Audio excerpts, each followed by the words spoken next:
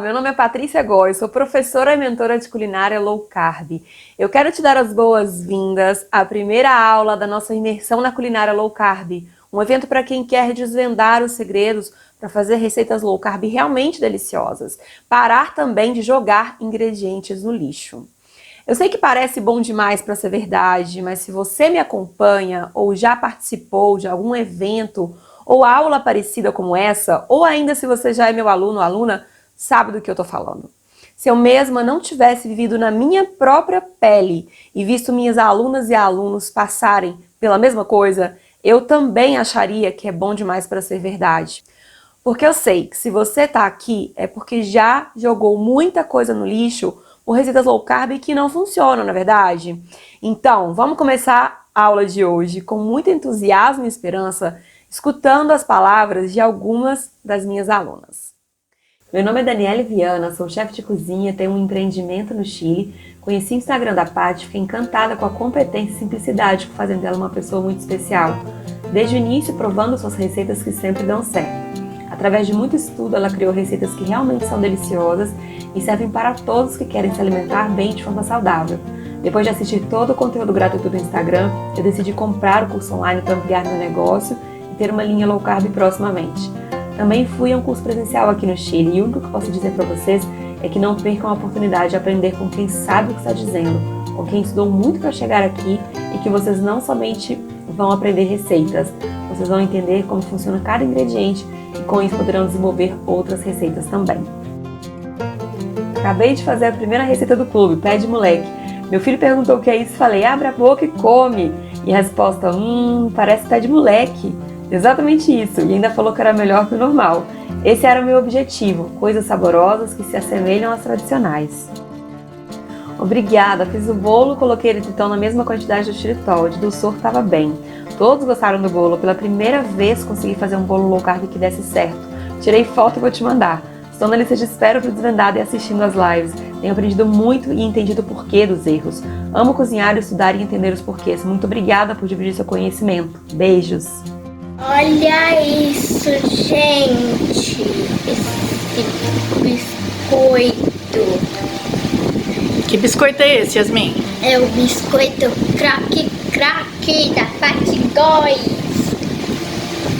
Sente a crocância. Ó. Tá escutando, tia Paty? Olha que delícia isso.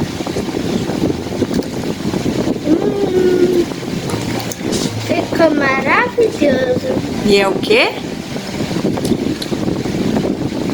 Low carb? Aham! É low carb, que delícia! Eu queria que você visse um pouco das experiências das minhas alunas para que tenha um gostinho do que vem pela frente. Para começar com o pé direito, sabendo que nem tudo tem que dar errado na sua cozinha low carb. Antes de entrar de cabeça nos princípios para fazer bolos low carb perfeitos, deixa eu te contar um pouquinho como uma fisioterapeuta, eu mesma, largou tudo para ensinar sobre culinária low carb. Como foi que eu cheguei aqui na cozinha para hoje ter o privilégio de ensiná-la a tantas pessoas pelo mundo afora? Bem, durante toda a minha vida eu tive problemas com a balança e eu sonhava em emagrecer e deixar de sentir aquele peso de ficar engordando e emagrecendo sempre. O que eu queria de verdade era encontrar uma maneira de comer, emagrecer e manter meu peso sem ter que ficar pensando nisso o tempo todo, 24 horas pensando em comida. Eu realmente queria ter uma relação saudável com a comida, sem sofrer o tempo todo com o que eu posso, com o que eu não posso comer, ficar obsessiva com isso. E eu imagino que se você chegou até mim, é bem provável que as nossas histórias sejam parecidas, na verdade. A primeira dieta que eu fiz foi aos 12 anos. Quando eu entrei na pré-adolescência, eu ganhei muito peso e muito rápido. Eu comecei a fazer uma dieta que em pouco tempo estava ali esquecida já. Com 12 anos eu estava obesa, cheia de espinhas, desanimada, cansada, eu nem sabia por quê. Aos 14 eu fiz a minha primeira dieta que funcionou. Eu emagreci 15 quilos passando fome e me privando de tudo aquilo que eu queria. Em 2 meses eu tinha perdido esse peso todo, mas claro que eu recuperei muitos e quase todos os quilos em algumas semanas, logo que eu parei de fazer aquela dieta de fome que era insustentável. Dos 12 aos 33, a minha vida foi, como eu chamo, uma sanfona 880.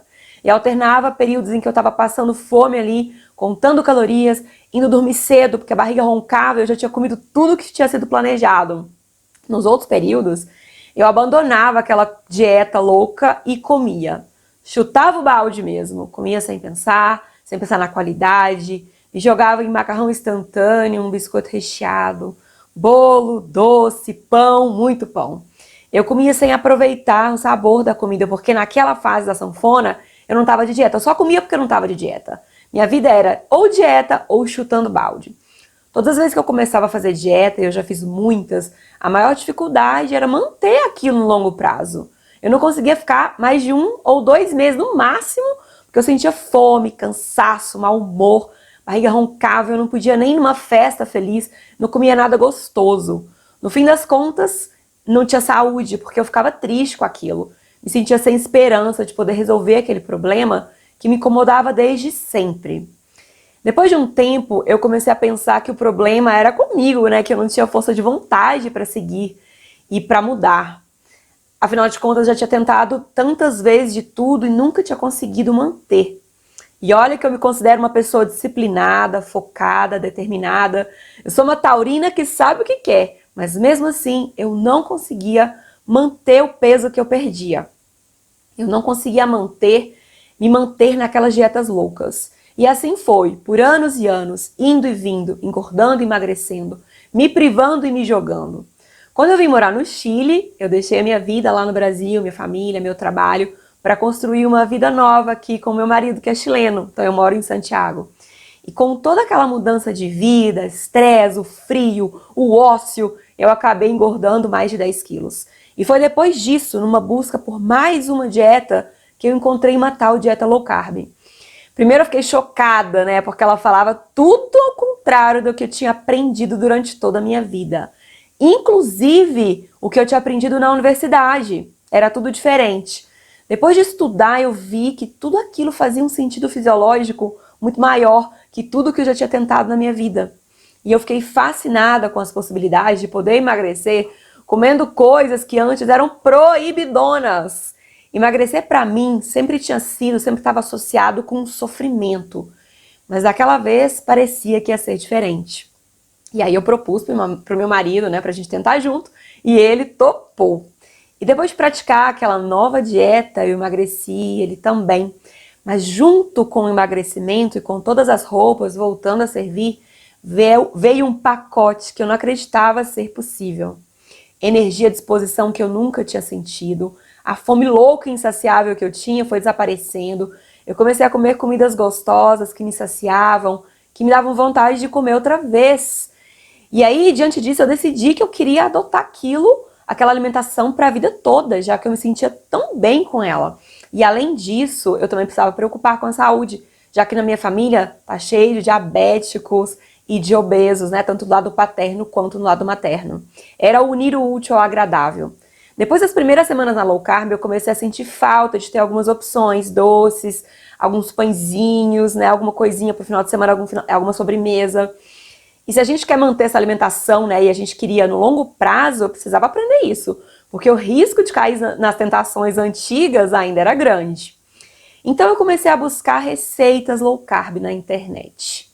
Foi aí que começou o terror na minha vida low carb. Todas as receitas que eu fazia ficavam horríveis. Bolos que pareciam omeletes doces, pães embatumados e pesados, tortas salgadas que também eram omelete.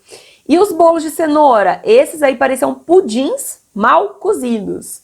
E eu ficava brava, frustrada com tantos ingredientes caros indo direto pro lixo, porque algumas coisas ficavam realmente incomíveis. Algumas eram só comíveis, longe de serem gostosas. Eu comia só para não jogar no lixo. E o pior é que ninguém respondia para me explicar, as pessoas donas das receitas, por que aquilo não tinha funcionado. E quando me respondiam, elas nem sabiam por que aquilo tinha acontecido. Naquele momento eu pensei, eu vou estudar, eu vou me aprofundar nessa culinária, porque eu quero seguir em frente e levar essa alimentação para minha vida. E eu me sinto muito bem com ela, né? Como eu nunca me sentia antes. E foi a única que eu consegui levar adiante. Então, eu vou descobrir tudo que é possível nessa tal dessa cozinha low carb.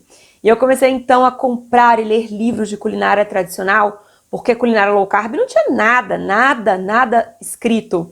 E eu queria entender a alquimia e a base da culinária tradicional para conseguir raciocinar dentro dessa tão jovem e inexplorada culinária low carb. Eu não sou formada em gastronomia, então tive que devorar esses livros para adquirir aquele conhecimento que eu não tinha da culinária tradicional. Então eu via muitos vídeos de receitas em outros idiomas e tudo mais. E o principal, eu pegava as receitas e fazia testes na minha cozinha. Eu anotava e observava tudo sobre o comportamento de cada ingrediente dentro das receitas. Eu nunca tinha escutado falar de goma, de psyllium, de usar farinha de oleaginosa.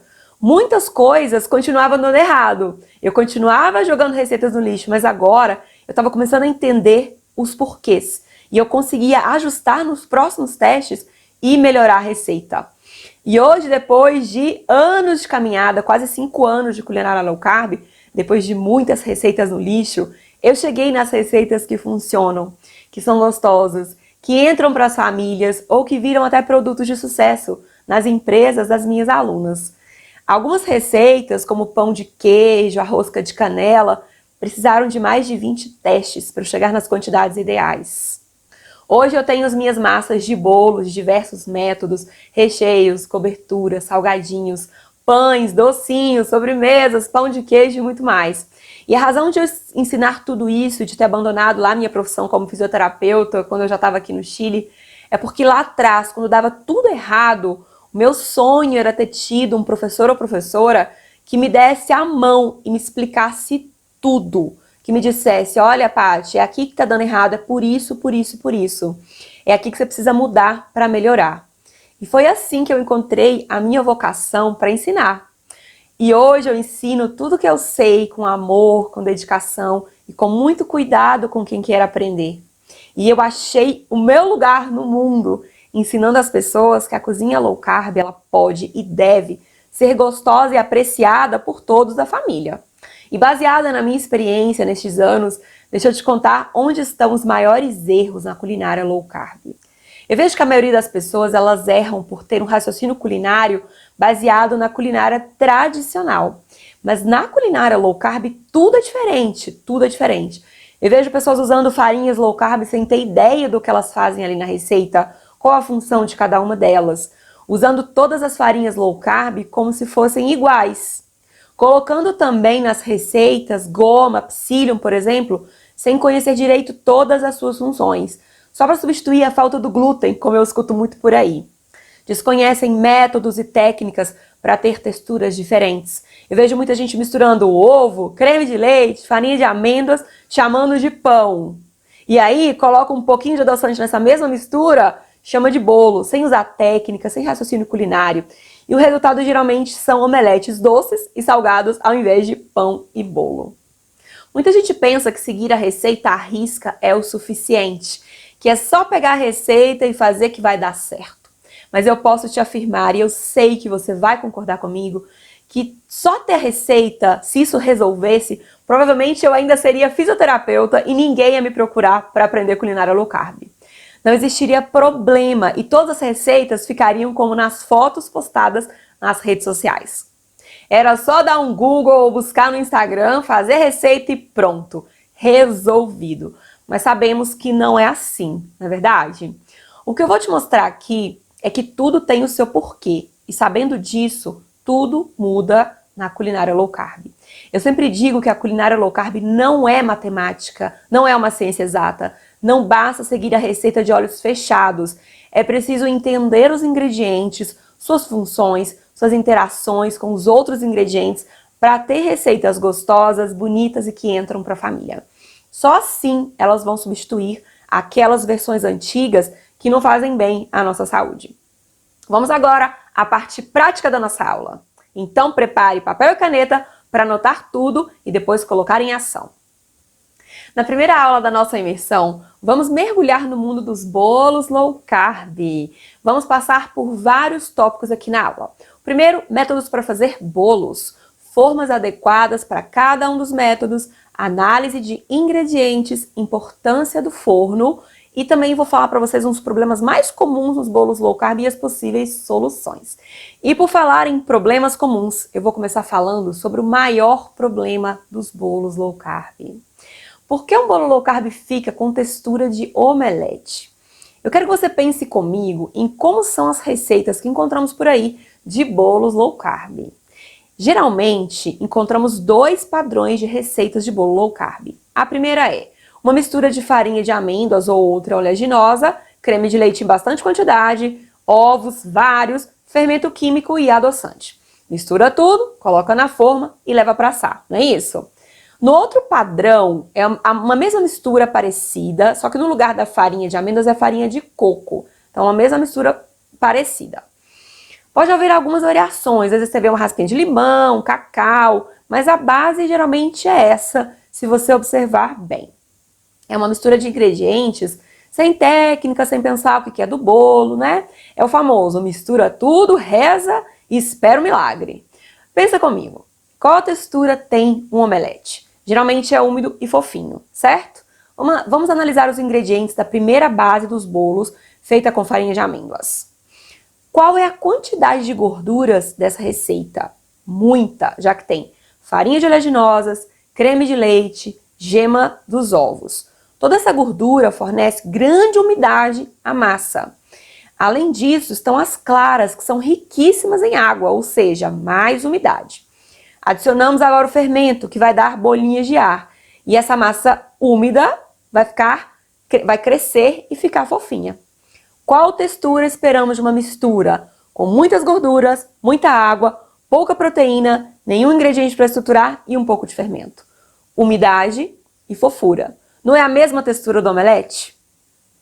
Então, as causas de bolos low carb com textura de omelete são o excesso de gorduras, que causa excesso de umidade, o desequilíbrio entre ingredientes secos e líquidos e a falta de técnica para juntar os ingredientes e criar texturas diferentes.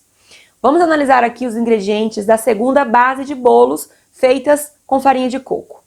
Existe também grande quantidade de gorduras nessa massa, só que aqui tem grande quantidade também de fibras presentes na farinha de coco.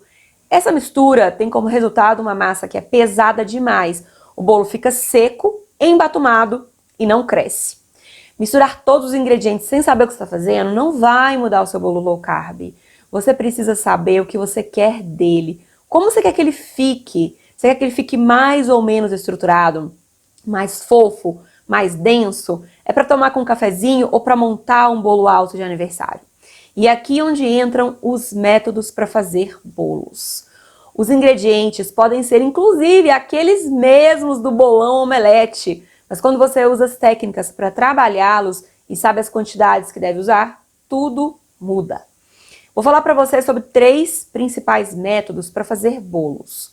O primeiro é o método espumoso ou o método esponjoso, que é quando airamos os ovos, adicionamos bastante ar a essa massa.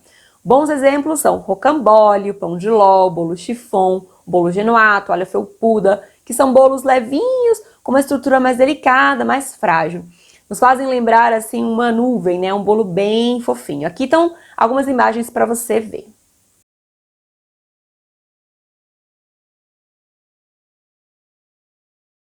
Aqui tem uma massa de rocambole, que é de método esponjoso.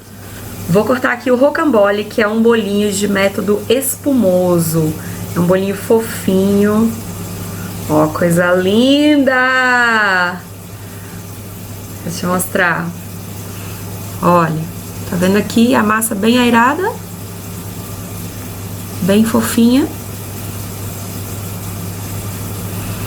Esse pedacinho pra você. O segundo é o método cremoso, que são os famosos bolos amanteigados, em que a manteiga é batida na batedeira ou com fouet, junto ali com o adoçante, ela fica airada, clarinha, e essa vai ser a base ali do bolo. Os bolos de método cremoso são mais densos, mais firmes, mais estruturados, desmancham ali na boca e são muito saborosos.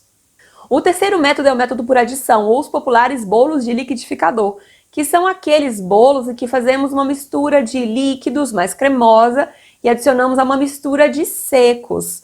O melhor exemplo, né, o mais conhecido é o bolo de cenoura. Faça ali um creme de cenoura no liquidificador e logo misture esse creme aos secos, as farinhas. São bolos com boa estrutura, mas com texturas mais simples, sem muito ar adicionado.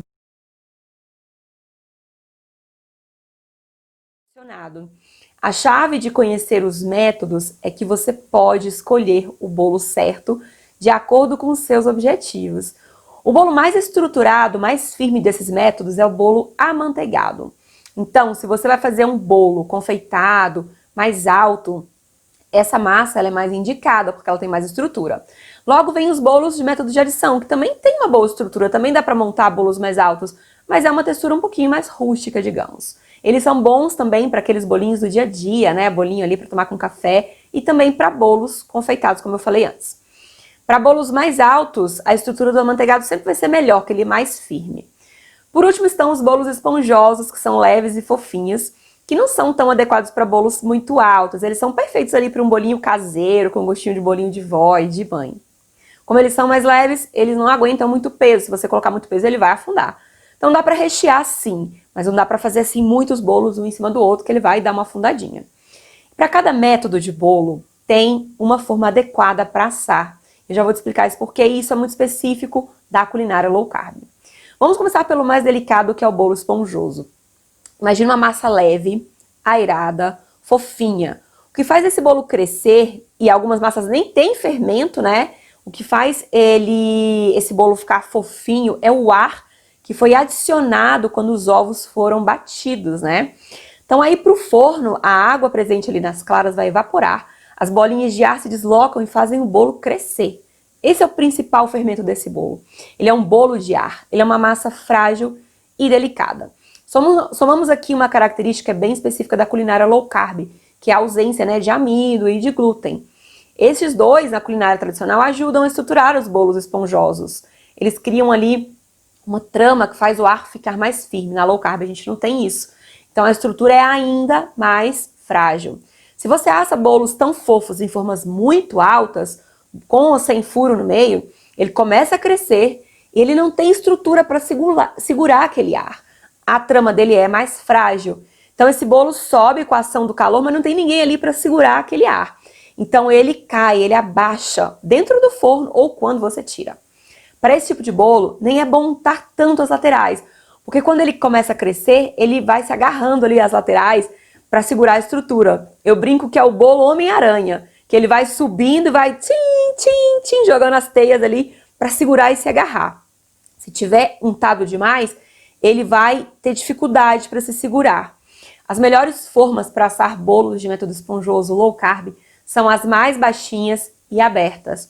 Dessa maneira, o bolo não tem muito o que subir. Ele sobe um pouco, ele cresce, mas ele não tem dificuldade, porque a massa está bem distribuída ali na forma. A estrutura dele vai ser formada na horizontal. Ele não sobe demais, então ele não tem o risco também de afundar. Vou te mostrar a forma para fazer esse tipo de bolo. Então, olha só, formas assim, que são baixas e que são abertas, né, amplas. A massa vai se distribuir aqui, vai receber calor por cima, calor por baixo, ela vai crescer porque ela não vai fazer tanta força, mas ela não vai precisar subir demais. E se ela não precisa subir demais, ela também não vai cair demais. Outra forma adequada pode ser essas aqui, que tem o furo, que tem o fundo removível. E aí, como ela é um pouco mais alta, você não precisa e nem deve enchê-la tanto. Você coloca até a metade, esse bolo vai crescer, vai ficar lindo. E aí você vai lembrar que bolo esponjoso, formas mais baixas e mais abertas. Para bolos feitos com método de adição, as formas adequadas são as mesmas do método anterior, mas por outro motivo. Os ingredientes low carb são mais densos, certo? Pela quantidade de gorduras presente neles. Então, no método por adição, vamos apenas misturar tudo isso sem adicionar ar. Ele vai ficar mais pesado. Se viramos essa massa pesada em uma forma alta, imagina a dificuldade que esse bolo vai ter para subir. É como colocar 50 quilos de peso no agachamento da academia de quem está começando naquele dia. É peso demais para ele levantar, é peso demais para o fermento agir ali. Por outro lado, se espalhamos essa massa numa forma mais baixa, mais aberta, ele vai precisar fazer menos esforço para subir, vai crescer e vai ficar mais fofo e não vai embatumar. Além disso, a incidência do calor, né, no forno vai ser mais homogênea, em cima da massa e debaixo da massa. Ele vai ficar muito mais fofinho e mais gostoso. Se você já tentou fazer bolo de cenoura low carb em forma alta, de furo no meio, sabe do que eu estou falando. O resultado geralmente é um bolo pesado, embatumado, que não sobe, que parece que não cozinhou direito. Deixa eu te mostrar aqui meu bolo de cenoura. Então, olha só, uma forma baixa, uma forma ampla e um bolo de cenoura cheiroso e que ficou fofinho. Olha, tá vendo as bolinhas já? Fofinho. Deixa eu fazer um fluff. Ó, viu? Fofinho. Ele tava na geladeira, por isso que ele tá firme, mas ele tá cheio de ar. Ele não tá nada embatumado, não é verdade? Nada embatumado. Então, uma forma baixa e ampla, a mesma do método esponjoso, mas por outra razão. Por último está o método mais versátil de todos, o método cremoso. Bolos de método cremoso podem ser assados em diversos tipos de formas. Isso porque ele combina estrutura e um pouco de ar da aeração da manteiga. Esse tipo de bolo tem dupla fermentação. A fermentação química, que é dada pelo fermento, e a fermentação mecânica, que é pelo derretimento da manteiga lá no forno. Quando ela derrete, ela libera as bolinhas de ar aprisionadas e elas sobem e elevam o bolo. Além, claro, do crescimento pela expansão dos ovos que acontece em todos os bolos. Dá para fazer bolos amanteigados em formas mais altas, mais baixas, com furo no centro. A versatilidade é o sobrenome desse método de bolo. Então você pode usar formas com furo no meio, pode fazer bolos assim, né, vários bolos e montá-los assim, para fazer um bolo de festa, por exemplo. Aqui eu tenho 2 bolinhos que estão prontos para montar, né, um bolinho de aniversário, um bolinho de festa. E eu quero te mostrar a estrutura dessa massa.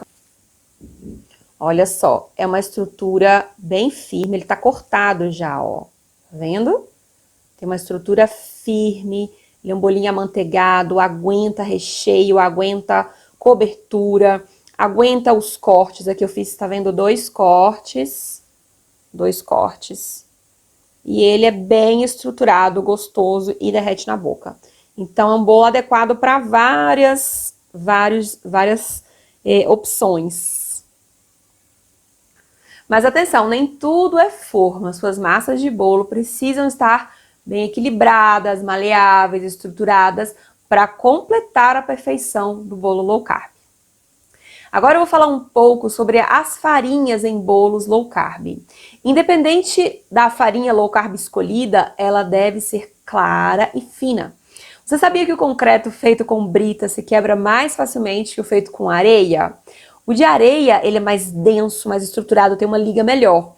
O mesmo acontece nos bolos feitos com farinhas que são fininhas e com farinhas que são feitas muito cheias de grão.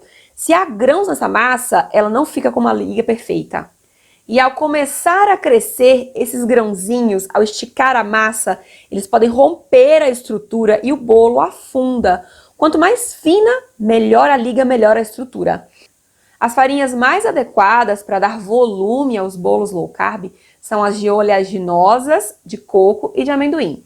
As de oleaginosas mais comuns são amêndoas, castanha de caju, nozes, macadâmias e, como eu falei, o amendoim, que é uma leguminosa.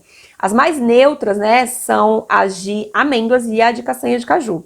As outras têm um sabor mais marcante na receita, mas também dá para usar. O amendoim, por exemplo, ele chega chegando, ele domina ali o pedaço, você morde e sabe que tem amendoim.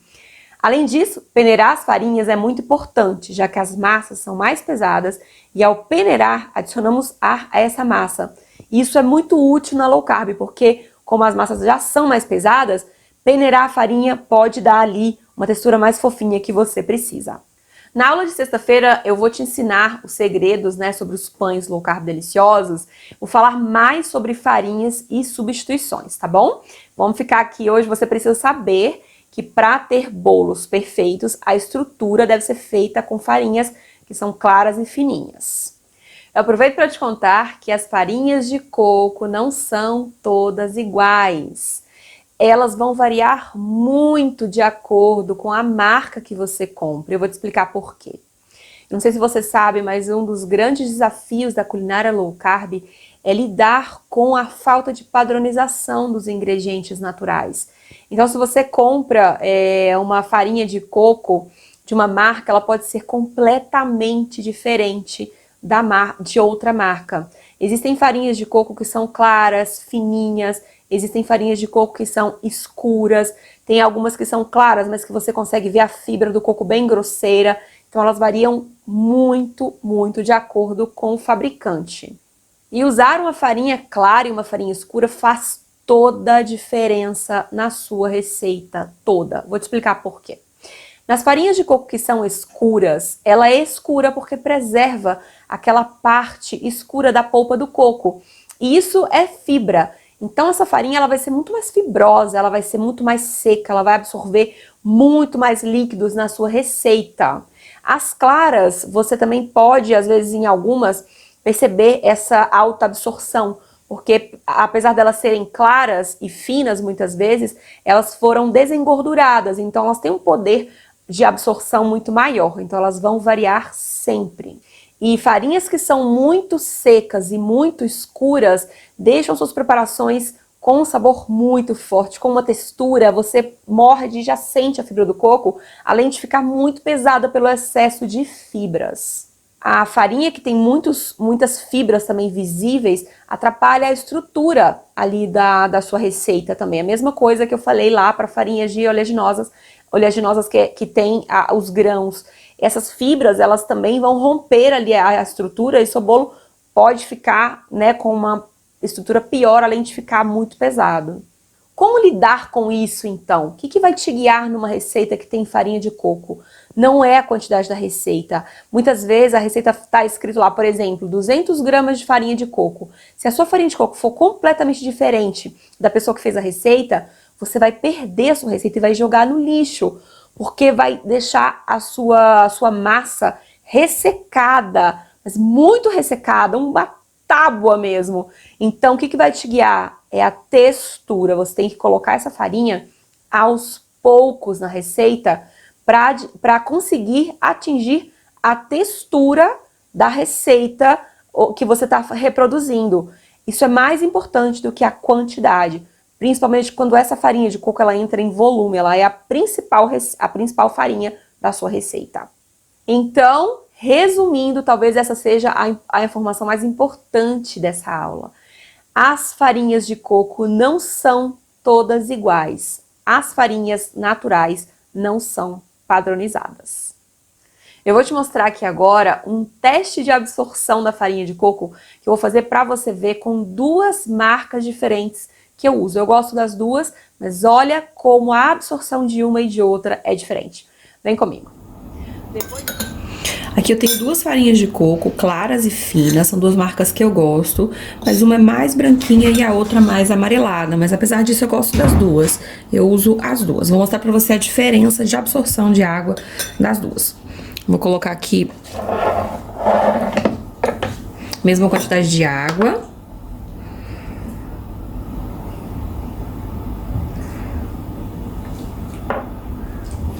Vou colocar 40 gramas em cada uma. 39, 40. Vou misturar bem. E vou deixar aqui 5 minutinhos agindo. Tem 10 gramas de farinha de coco em cada potinho. E aqui vou fazer a mesma coisa. Vou colocar 40 gramas de água.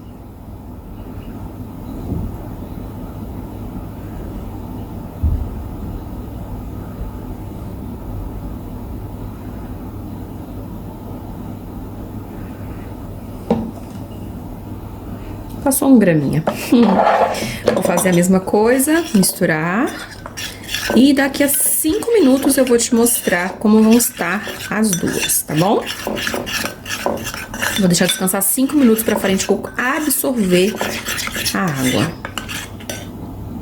Depois de 5 minutos você pode ver que essa aqui tá seca, mas ela tem uma certa maleabilidade, né? Apesar de estar seca, ela tá maleável.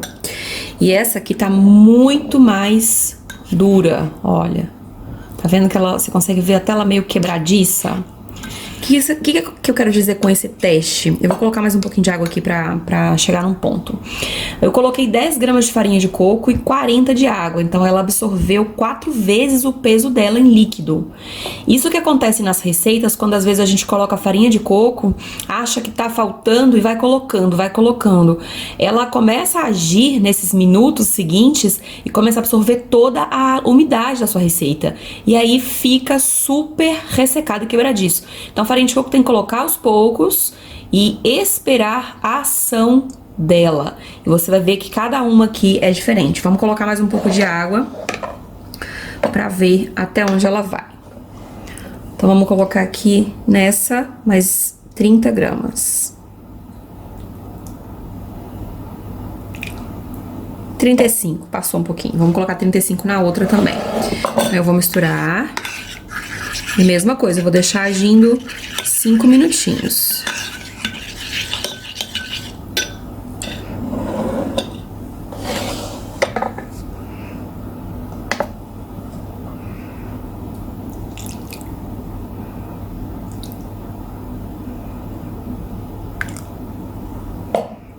Bom, passou 2 graminhos, mas enfim, dá pra... é uma diferença pequena.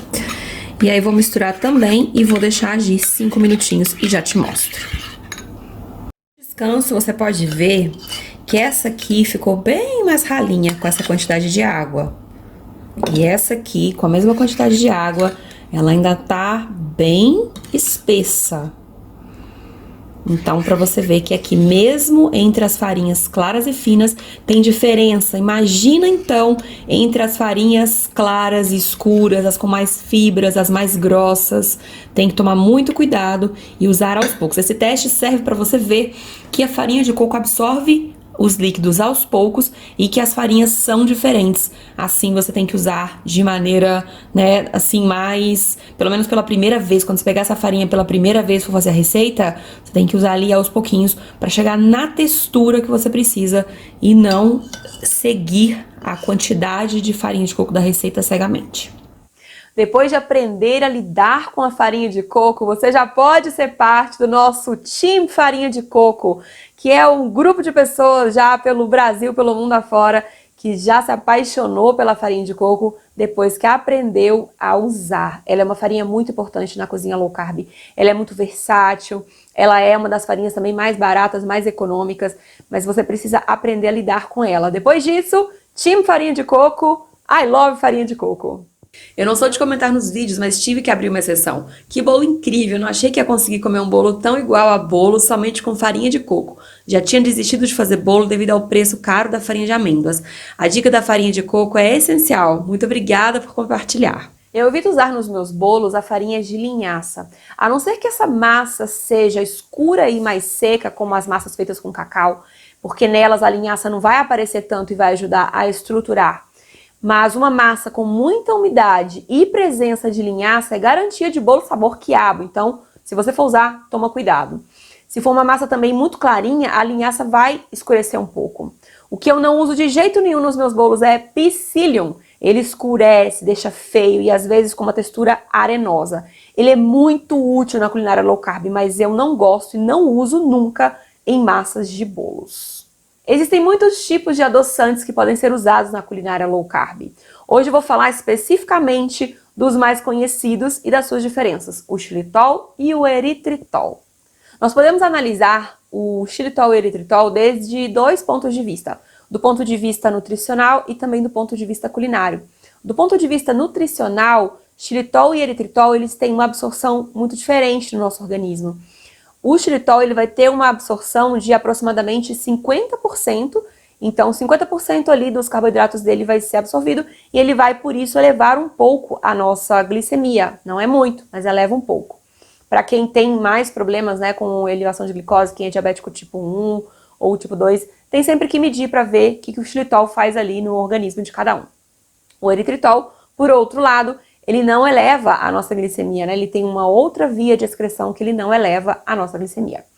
Do ponto de vista culinário, eles são muito diferentes também. Nós temos vantagens do xilitol e também vantagens do eritritol.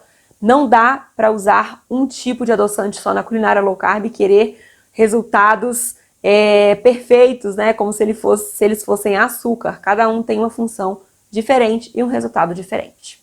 O xilitol, ele tem uma característica muito parecida com o açúcar no poder de doçura. Ele adoça parecido com o açúcar. Só que quando você usa muito xilitol nas receitas, ele pode provocar um sabor meio ardido na garganta. Então, mesmo que você, mesmo sabendo que o xilitol e o açúcar adoçam igual, não é bom você colocar a mesma proporção se você está adaptando uma receita, por exemplo. Sempre bom colocar menos, para que esse gosto residual, esse retrogosto que ele deixa, não incomode, também para a gente acostumar com um sabor menos doce, né, a cada receita. Eu uso o xilitol para muitas receitas porque ele deixa, né, os bolos, ele dá uma umectação boa para os bolos, ele deixa os doces, né, mais lisos, ele é bom para a maioria das receitas. O eritritol tem que tomar muito cuidado porque ele tem uma tendência a provocar ressecamento nas receitas. Então, bolos com eritritol podem ficar mais ressecados, biscoitos, geleias principalmente, elas podem cristalizar quando você usa só o eritritol. Então tem que saber usar um e outro dependendo da receita. Essa tendência ao ressecamento do eritritol também pode ser usada a favor da culinária. Se você tem uma massa, por exemplo, de um bolo que é muito úmida, por exemplo, o bolo de cenoura, você pode usar o eritritol ali no lugar do xilitol para ressecar um pouquinho. Então, você também pode jogar com essa informação. Mas é importante saber as diferenças porque vai ter alguma receita que você vai colocar eritritol e ele vai te frustrar, como é o caso da geleia. E agora eu vou te dar uma dica para usar tanto o xilitol quanto o eritritol. Quando você usa os adoçantes, eles geralmente são vendidos na forma cristalizada, né, como cristalzinhos. E se você não dissolve isso bem numa receita, pode acontecer de você morder ali um pedaço de bolo e sentir os cristalzinhos, ou de ir numa geleia você sentir os cristalzinhos. O que você faz para dar um acabamento melhor para os seus bolos, sobremesas, doces? Você pulveriza esses adoçantes. O que é pulverizar? É fazer a forma cristalizada virar uma forma em pó. E para fazer isso, você bate no liquidificador esse adoçante, bate até ele ficar bem fininho. E isso faz uma diferença absurda nas texturas, nos acabamentos dos seus quitutes low carb. Quero chamar a sua atenção aqui também para a existência de outros adoçantes que também entram na culinária low carb, que podem dar resultados, né, diferentes do xilitol e do eritritol, que complementam. Por exemplo, o isomalte, que é um adoçante que eu uso há muitos anos com as minhas alunas, que é um adoçante que ajuda a caramelizar. Então ele faz uma coisa que o xilitol e o eritritol não fazem. Tomem cuidado ao comprar o isomalte, porque o isomalte é um adoçante que é usado na confeitaria tradicional, porque ele faz caramelos incolores. Então, muitas vezes, o isomalte ele é vendido misturado com açúcar, com glucose, principalmente. Então, sempre que você for comprar isomalte, pergunte pela ficha técnica, pelo laudo daquele adoçante, para ver se ele é puro. Ele é um poliol, ele é da mesma família de xilitol e eritritol. Mas como ele é usado ali na culinária tradicional, muitas vezes ele é vendido misturado. Tomem muito cuidado com isso. Outros dois adoçantes que também são perfeitos aí para culinária low carb é a tagatose e a alulose, que são adoçantes que estão chegando agora em alguns países. Aqui no Chile eles já são bem comuns. A alulose é a minha aposta para o futuro dos adoçantes, porque ele é um adoçante de fabricação que não é cara, ele é um adoçante de fabricação simples e ele adoça bem parecido com o açúcar, ele faz caramelos, ele não eleva a insulina e a glicemia nada. Então, a minha aposta para o futuro, escuta aí, anota o que a tia Patigói está falando. Daqui a pouco tem a alulose chegando no Brasil afora e aí vai ficar todo mundo apaixonado por ele. E por último, eu quero chamar a sua atenção para um adoçante que é da família dos polióis também, assim como é o xilitol, o eritritol e o isomalte, mas que tem características que não são nada queridas na culinária low carb. E esse adoçante é o maltitol. E eu apelidei carinhosamente, só que não, de malditol. Por quê? O maltitol, ele tem características culinárias muito parecidas com o açúcar. De todos os polióis, ele parece mais com o açúcar ali nas receitas. Só que ele também se parece ao açúcar no potencial de elevar a nossa glicemia e a nossa insulina. E existem muitos produtos que são ditos sem açúcar, com a presença de maltitol. E o maltitol, ele adoça um pouquinho menos que o açúcar. Então, quando ele é usado em algum produto, ele é usado em maior quantidade. Então, você pensa comigo, se ele adoça menos, mas é usado em maior quantidade, ele vai elevar a sua glicemia e a sua insulina igual ou mais que o açúcar. Muita atenção para os produtos que contêm maltitol. Maltitol eleva a glicemia e eleva a insulina como açúcar. Por isso eu dei esse nome carinhoso para ele de malditol, porque ele está ali disfarçado no meio dos adoçantes. Eu já vi muitos produtos low carb, inclusive, zero açúcar, com grandes quantidades de malditol, de maltitol. A minha mãe já ganhou uma vez um chocolate com maltitol. Ela comeu o chocolate, mediu a insulina depois, a glicemia estava super alterada. Então, tomem cuidado, ele não é um adoçante low carb. Ah, e faltou algo muito importante. Por que que a indústria usa esse adoçante para poder, né, fazer os produtos zero açúcar e tudo mais? Porque ele se parece ao açúcar demais ali. Ele é fácil de usar, se parece demais ao açúcar. Então, eles tacam ali maltitol, você come, fica viciado naquilo ali e acha que tá, ó, brilhando na low carb. Então, é muito arriscado, principalmente se você é diabético, diabética com esse adoçante, tá bom? Fica aí a minha dica e a atenção para esse detalhe importante. Agora vamos falar um pouquinho sobre fermento bicarbonato e as diferenças deles e quando usar um e quando usar outro. Eu não sei se você sabe, mas o fermento químico, ele tem bicarbonato, ele contém esse ingrediente. Só que ali dentro do potinho, além do bicarbonato, ele tem também um ácido ou um sal ácido que vai ajudar na reação química dele quando ele entrar em contato com líquidos e com o calor do forno. Então, o fermento, ele tá ali naquele potinho, geralmente ele tem um pouco de amido também, para que essa reação química entre esses dois componentes do fermento não aconteçam precocemente. Então, o fermento, ele tem ali o ácido presente no potinho, em forma de ácido, às vezes de cremor tártaro, ou em forma de algum sal ácido, que na reação se transforma e faz ali a fermentação e dá as bolinhas, né, que a gente tanto quer para crescer os bolos principalmente. O bicarbonato, ele é um ingrediente puro, ele é ali o bicarbonato de sódio purinho. Como o bicarbonato não tem um ingrediente ácido ali na sua forma, ele é puro, você precisa, na sua receita, dar esse ácido para o bicarbonato reagir. O que acontece se você não dá? Se você coloca bicarbonato numa receita que não tem ingrediente ácido, dá aquele gosto metálico, aquele gosto salgado, aquele gosto ruim que deixa o bicarbonato em algumas receitas. E isso acontece justamente porque falta alguém para reagir, para brincar ali no parquinho com ele. Como o fermento químico já vem com esse ingrediente, você não vai sentir esse sabor ruim, metálico e amargo usando o fermento químico, mas se o bicarbonato não tiver o ácido para brincar junto, você vai sentir esse sabor. Então, receitas que tenham bicarbonato de sódio tem que ter junto o ingrediente ácido. Quais, Paty? Por exemplo, o cacau natural é ácido, iogurte é ácido, suco de limão é ácido. Tem que ter um ingrediente ácido para ele fazer essa reação química e não dar esse gosto ruim no final. E por que então usar o bicarbonato se ele tem esse problema? Porque o bicarbonato, às vezes, na culinária, ele dá pra gente uma característica que o fermento não dá. Ele dá uma certa maciez, uma certa textura aveludada que o fermento não dá. Então, às vezes, eu gosto de usar um pouquinho de bicarbonato e um pouquinho de fermento, dependendo da receita. Por exemplo, se é num bolo, um bolo de cacau, por exemplo, para ele ficar mais aveludado, para amaciar ali, eu gosto de colocar uma pitadinha do bicarbonato. Mas o cacau natural com bicarbonato equilibra e ele não dá aquele gosto ruim. Com bicarbonato você tem que ter muito cuidado para usar, porque assim que você mistura ele ali na massa, ele faz uma reação química imediata e forma as bolinhas. Então, colocou bicarbonato, bolo no forno, ou cookie, ou o que for, direto para o forno.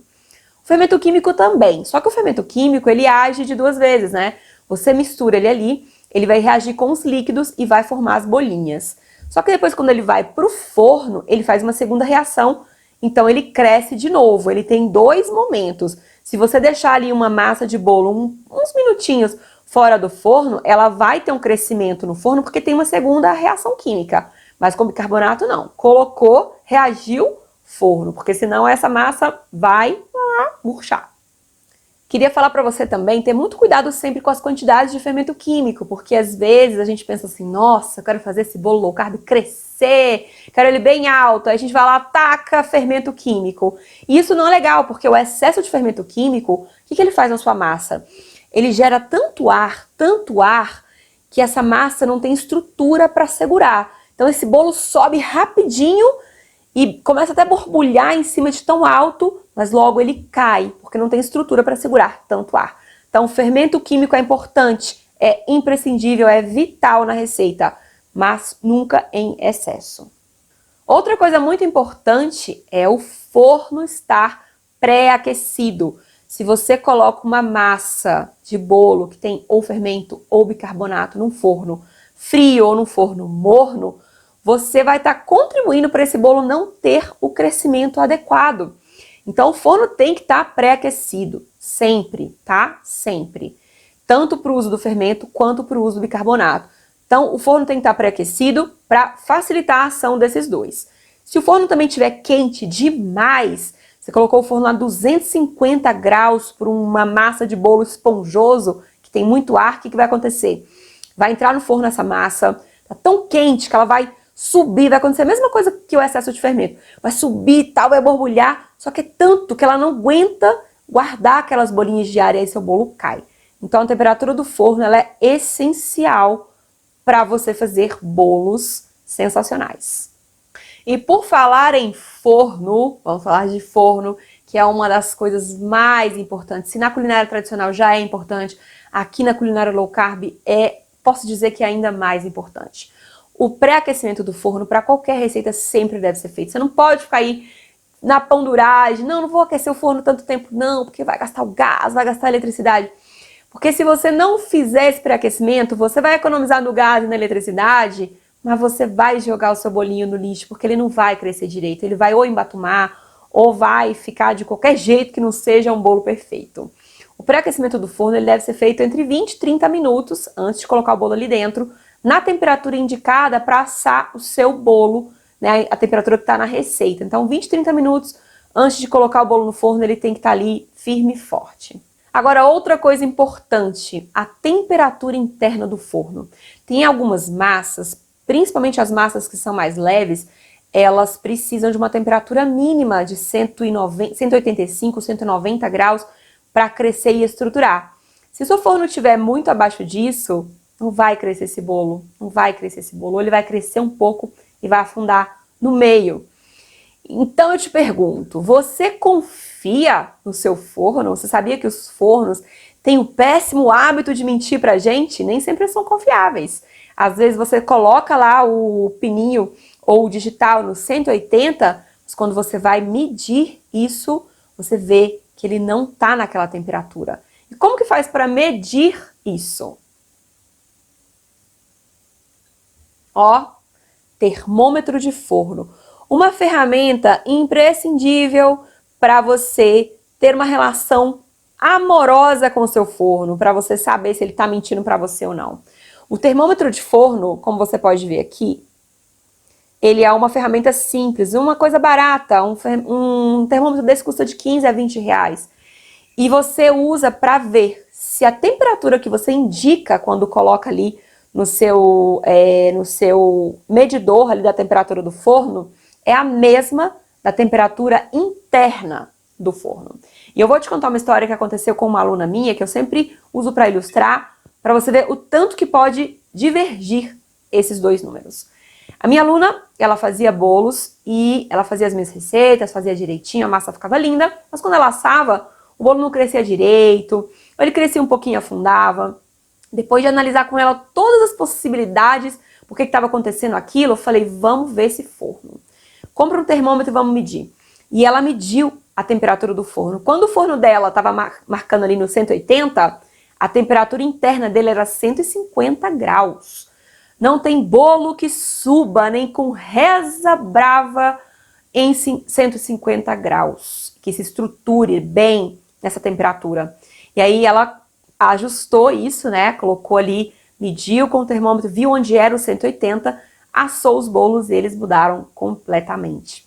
Então, o termômetro de forno é uma ferramenta muito importante para os seus bolos começarem a dar certo, para eles serem assados na temperatura correta. Já que eu tô falando de forno, eu vou falar para você dos 3 tipos mais comuns de forno e qual a diferença deles ali para assar as nossas receitas. O mais comum é o forno a gás. O forno a gás ele tem o calor que vem de baixo, né? Ele tem ali uma chama que distribui esse calor. Como ele vem de baixo, ele tem uma instabilidade muito grande, porque o calor está concentrado em um lugar. Então, apesar do calor subir, ele não é muito estável ali dentro do forno. E isso pode, né, fazer com que os bolos, os pães ou outras receitas não cresçam direito, principalmente se estiver associado com isso que eu falei antes, da temperatura não ser aquela que você indicou ali na hora de marcar para assar os seus bolos e pães. Para ter uma segurança maior com o seu forno a gás, use o termômetro de forno. E se preciso, você pode também cobrir ali o seu bolo, né, com um pedaço de papel alumínio para concentrar o calor no topo, para assar bolo, para assar pães. O segundo tipo de forno mais comum é o forno elétrico. Geralmente ele tem uma resistência inferior e uma resistência superior. Como ele tem calor embaixo e em cima, ele costuma ser mais estável, muito mais estável o calor ali dentro que os outros, né, que são a gás. Mas mesmo assim eu indico usar o termômetro de forno, porque mesmo ele sendo elétrico e tendo calor em cima e embaixo, ele pode também estar mentindo para você. E o terceiro tipo de forno, que é o forno por convecção, que são os fornos, né, geralmente são elétricos, que tem um ventiladorzinho. O que esse ventiladorzinho faz? Ele distribui o calor de forma uniforme ali no forno. Então, ele faz com que toda a temperatura seja a mesma ali. E aí, esse bolo, esse pão vai crescer muito melhor, porque ele vai estar ali com uma temperatura uniforme. Agora, para fechar, eu quero falar para você quais são os principais problemas e contar as causas, porque aí você consegue pensar junto comigo nas soluções.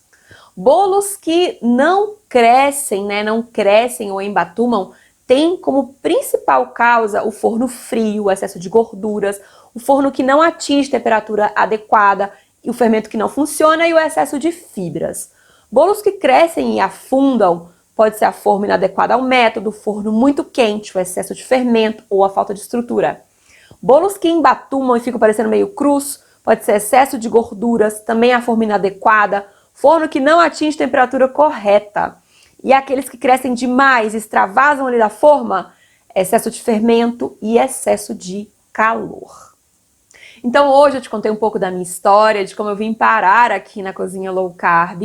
Além disso, falamos também sobre métodos para fazer bolos, formas adequadas para cada método, análise de ingredientes do bolo perfeito, importância do forno e os problemas comuns nos bolos low carb e também te dei algumas possíveis soluções. Na próxima aula vamos estudar farinhas low carb e por que eu uso determinadas farinhas e outras não, as características das melhores farinhas para as receitas perfeitas, farinhas base e farinhas acessórias, goma, psyllium, todos esses outros secos, princípios da substituição de farinhas e também vou falar de conservação das farinhas para elas não mofarem e não estragarem. Nós criamos uma comunidade lá no Facebook para colocar materiais extras da imersão e já tem um e-book lindo com resumo dessa aula lá para você baixar. Um e-book que foi preparado com muito carinho pela nossa designer, a Iana Ottoni, para você guardar essas informações para sempre. Na comunidade, todos vocês que estão aqui na imersão podem interagir, se conhecer e aproveitar ao máximo essa semana de conteúdos exclusivos. Deixa lá também seu comentário sobre o que você achou da nossa aula de hoje. Eu e o Dandão, meu marido, vamos ler tudo e responder um por um. Eu te convido também, você que ainda não entrou lá para o canal do Telegram, para que entre e não perca nenhuma novidade. Tem link aqui na página, em algum lugar da página, para você entrar nos dois canais. Aqui embaixo também tem alguns relatos de alunas que já fizeram as pazes com a culinária low carb, já incluíram família, estão comercializando produtos. Então assista lá para você se inspirar. Nos vemos na próxima aula, na quarta-feira. Obrigada pela sua linda presença por aqui. Um beijo no seu coração, muita saúde sempre para você e para sua família. Tchau, tchau!